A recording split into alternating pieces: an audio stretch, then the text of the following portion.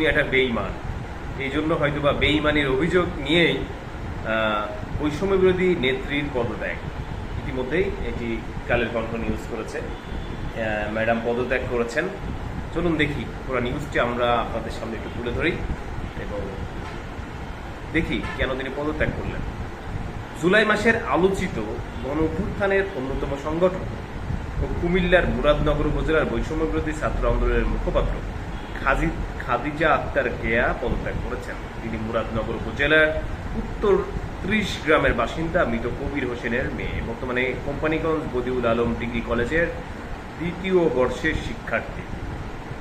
গতকাল শনিবার 26শে জুলাই বিকেলে নিজের ব্যক্তিগত ফেসবুক আইডি থেকে একটি পোস্টের মাধ্যমে তিনি এই ঘোষণা দেন। কেন? ফেসবুক পোস্টে কেয়া লেখেন, আমরা গণঅভ্যুত্থানের পর একটি প্ল্যাটফর্মে এসেছিলাম। মুরাদনগর থেকে সেই অভ্যুত্থানে আমরা হাজারো ভাই বোন শহীদ হয়েছে। আমি তাদের রক্তের সাথে বেইমানি করতে পারি না, তাই আমি নিজেই এসব থেকে দূরে সরে দাঁড়ালাম। আর শনিবার এই প্ল্যাটফর্মের সঙ্গে আজ তার মানে শনিবারের কথা বলা হচ্ছে থেকে প্ল্যাটফর্মের সঙ্গে আমার কোনো সংশ্লিষ্টতা থাকবে না। পোস্টে তিনি আরও লেখেন, যার জন্য করলাম চুরি সেই বলে চোর। এটা আমার ক্ষেত্রেই যে প্রযোজ্য হবে না কে বলবো।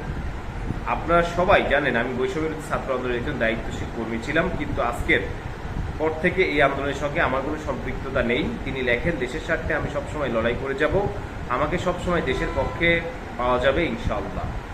খাদিজা কেয়ার ভাষ্যমতে সম্প্রতি কুমিল্লা টাউন হল মাঠে এনসিপি পদযাত্রায় পতিত আওয়ামী লীগের লোকজনের সামনে সারিতে ছিল, যারা আমাদের বৈষম্যবিরোধী ছাত্র আন্দোলনে বাধা দিয়েছিলেন।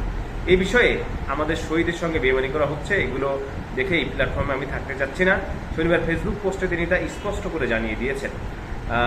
আজ রবিবার লিখিত পদত্যাগপত্র তিনি দিবেন। পোস্টে সব স্পষ্ট করেছেন তিনি কোনো রাজনৈতিক দল বা ব্যক্তিকেন্দ্রিক রাজনীতির সঙ্গে জড়িত ছিলাম না বলেও তিনি সেটা বলেন। দেশের স্বার্থে সংস্কারের পক্ষে আমি সবসময় সংগ্রামে থাকবো।